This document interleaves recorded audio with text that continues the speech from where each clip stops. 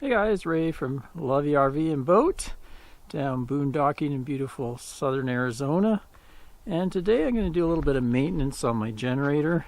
This is called an Energizer, and it's model EZV2000P.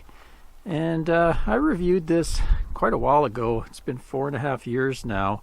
So sort of a little update on it and some my routine maintenance I'm going to go through. People ask, why do you even need a generator anymore? You have so much solar and batteries. Well, there are still times that I require a generator. Usually shoulder season in the spring and fall back in British Columbia and kind of along the Oregon coast or whatever. A lot of times you're not going to get much sun, or you're going to be under trees for extended periods. So I use this to recharge my battery sometimes. Also, I use it now on the boat. Last summer I found during the summer we got lots of solar, but as we got into September, a lot more clouds. So what I would do is when we were going between anchorages, you know, be a 3-4 hour trip, I would put it on the back deck of the boat and run it while we were underway, because you know the diesel engine makes a lot of noise anyway. So as we're transiting, it's not really going to bother anybody, but I can put a pretty good charge back into my boat batteries like that. And another reason I keep it is sometimes when we're down in the desert dry camping, you get a kind of a heat wave come through. If you're out boondocking, it's going to be 85-90 degrees. It gets a little uncomfortable in the rig. With the generator, I'm able to use it for the air conditioner. If I just ran the air conditioner off my battery bank, it would deplete it pretty quick. But if I can use the generator to put power back in, then that's not too bad. Anyway, this company is called Energizer. I think they just licensed the name. There's a company in Ontario, Canada called Midland Power that kind of designed, and then it was built, of course, in China, but they designed the inverter and stuff. So it's actually worked out really well. I like the compact size, very small. It's also only 44 pounds.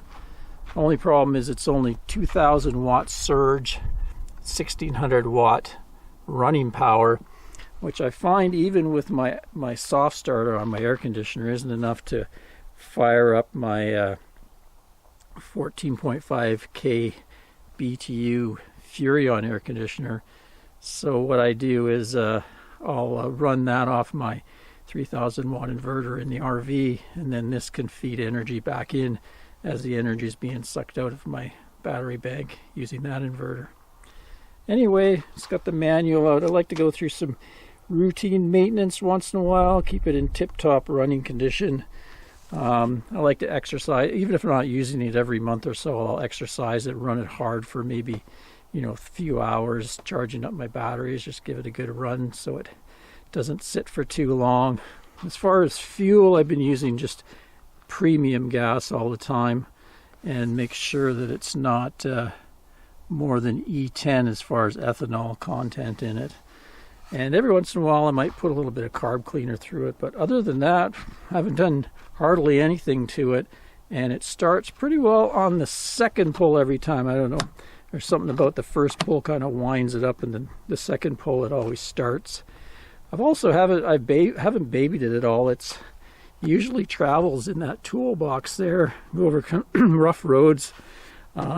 It's been out in the weather and gotten quite wet a few times, especially on the boat. There's a couple times it got rained on, and when I use it with the RV, a lot of times I'll just have it underneath the fifth wheel overhang, as storing it locked to one of my landing jacks there. And if the wind's blowing a lot, it can get pretty damp, but hasn't had a problem at all. So anyway, that's the backstory. So first, I'm going to change the oil, which I like to do pretty well once a season. So easy to get at things. There's just a couple screws here. And this thing sort of pops off. It's just held in place with clips. There we go. Actually still looks pretty clean in there. There's my oil there. Behind here will be my air filter that'll have to be taken apart and cleaned. And then somewhere up in here I'll be able to get to the spark plug, pull it out, have a look at it, see if it needs to be changed, re-gap it and clean it. Anyway, basically undo that, and there's kind of a spout down here, and then I'll just pour it into a little container. It only takes about 12 ounces of oil, so it doesn't take too much. And just tilt it.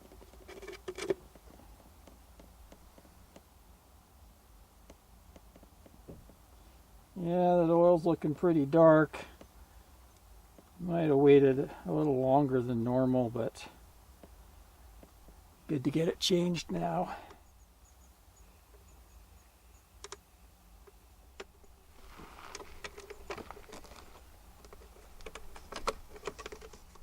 So that's basically it. Just keep turning it over. Try to get all the oil to come out of there.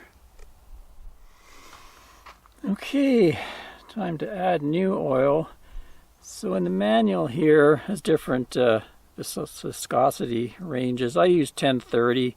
It's good from about 0 to a little over 100 Fahrenheit, which is, I'm never in different temperatures than those.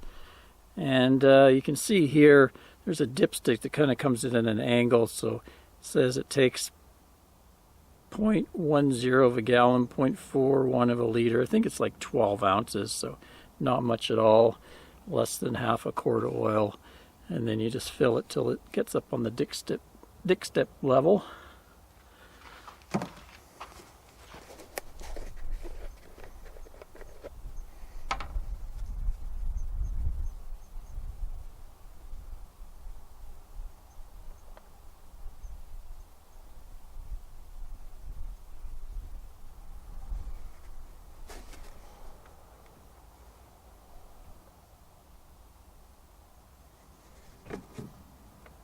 Getting sort of close there.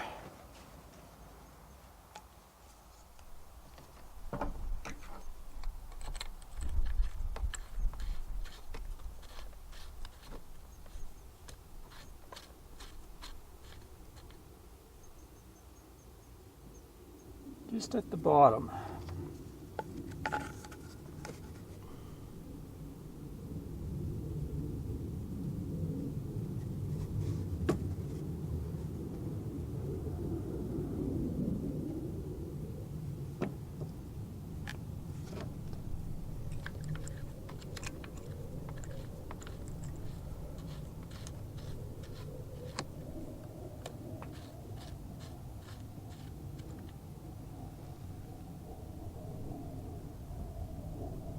Looks about 3/4 of the way.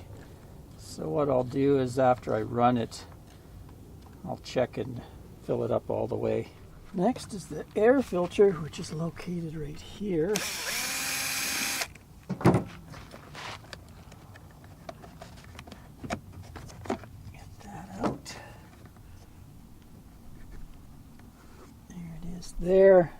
So that's kind of an important piece, especially down here in the desert. So they say clean it in soapy water, let it dry, and then we're going to soak it in some oil and wring it out, put it back. Usually I'll go in there and check inside there, make sure no debris got past it or anything. But it looks pretty good. O-ring looks pretty good there. So yeah, I'll just wash that out and I'll come out and soak it in some oil. Okay, you got the filter all cleaned. Now you want to dip it in engine oil.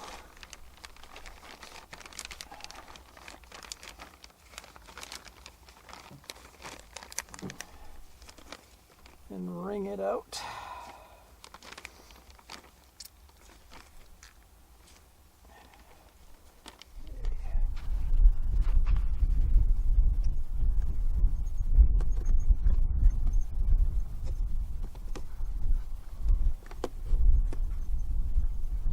Back in place.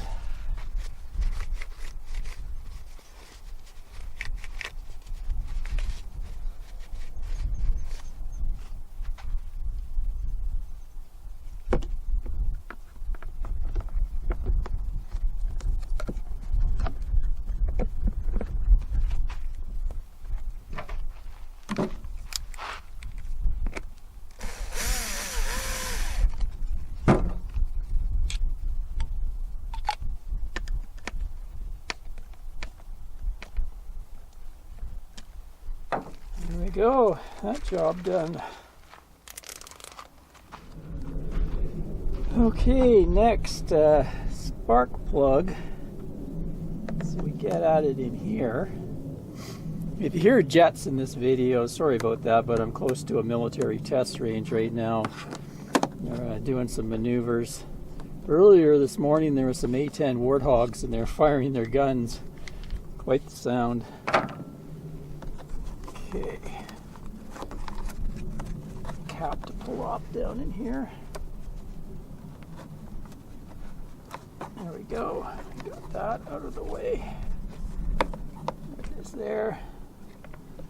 And the spark plug is right down in there. They give you a wrench for it. There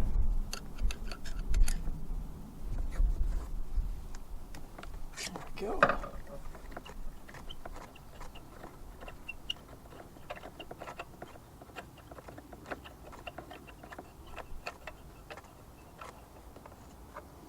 There we be. It looks actually very good. If you look there, I don't know if you can see it in this light, but there's no sign of oil or anything. Electrode looks pretty good. It's just a slight kind of a taupey brown color. Not too bad at all. Give it a bit of a clean and then we'll re-gap it. So they want the gap to say between 0.024 to 0.028 inches. Got a little spark plug gap gauge here. Just slide along there till it stops. And I'm right in there. I'm about 0.027. And the thing's been running great, so I'm not going to change it at all. Doesn't need any adjustment really. Just cleaned up the electrode there. Put her back in. Now I just got to get it back in there, make sure I don't cross thread it.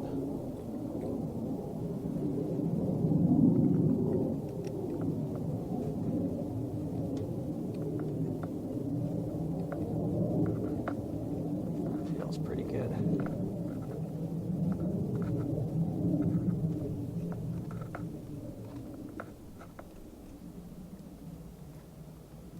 It says to tighten it. And then reusing the old spark plug 1/8 to 1/4 of a turn. Should be good there.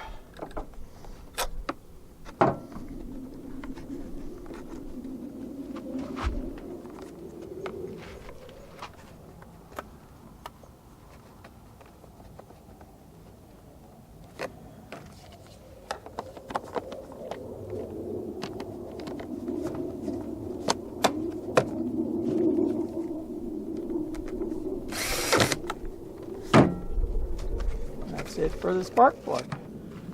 Next task is a spark arrestor on the end of the exhaust output here, and that's just so it doesn't spit out sparks and cause fires in the bush. So I have to take off the back panel.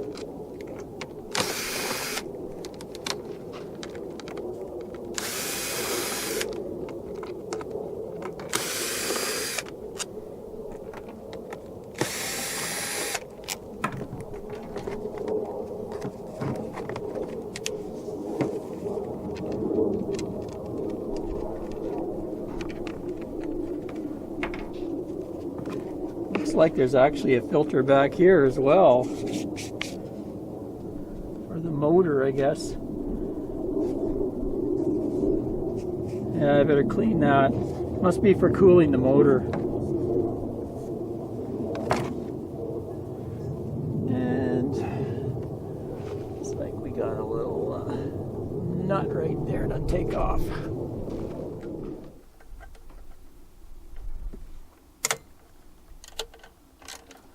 There we go. Must have had a little bit of rust on it.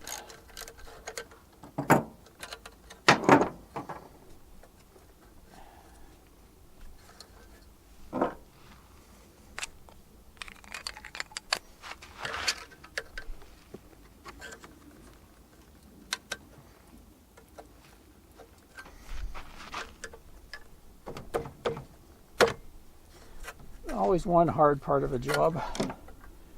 There we go. As you can see, there's a little screen in there and a little screen in there, so I'm going to clean both those up really good. They don't look too bad though. I bet though it's gotten wet back there.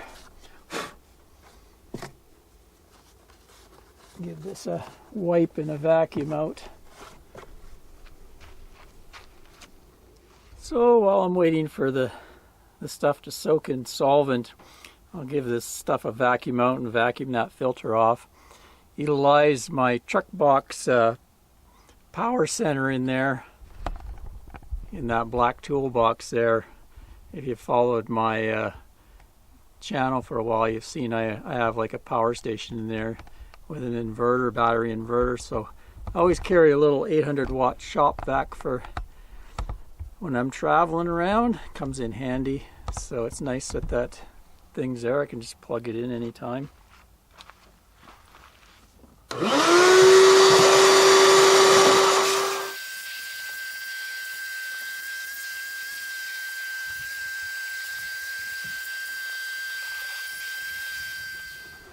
Give it all a good wipe down in there. I think I spotted some red dust from Utah from about 2 years ago. That stuff gets in everywhere.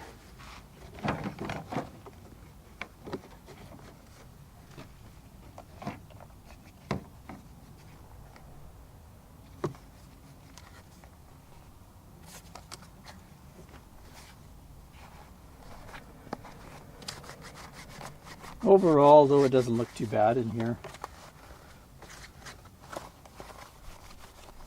Considering the age and all the desert dwelling we've done.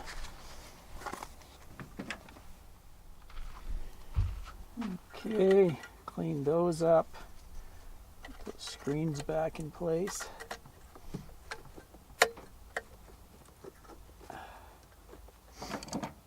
And I'll just tighten that up.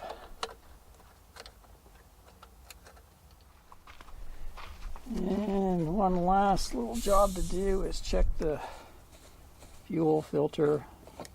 They just have like a little screen up here.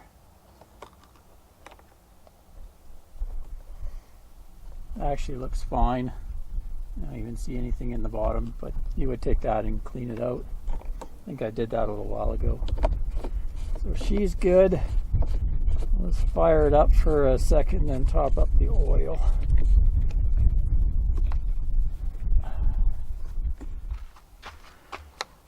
Fire her up.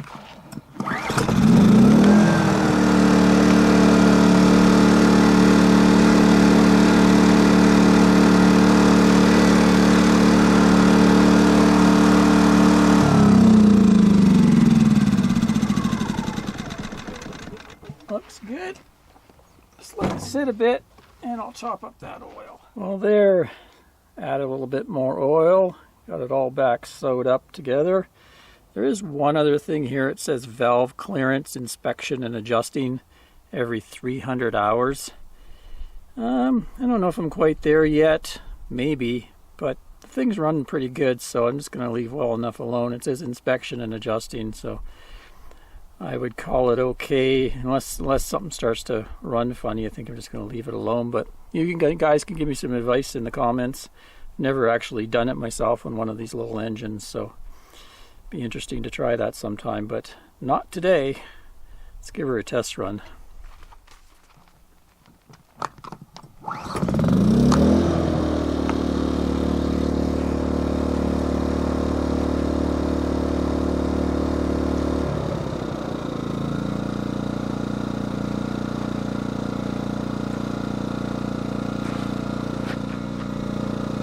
Well, there you go, running nice.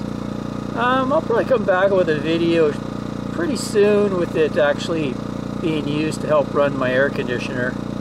Until next time, Ray from Love Your RV and Boat. Thanks for watching, everyone. Cheers.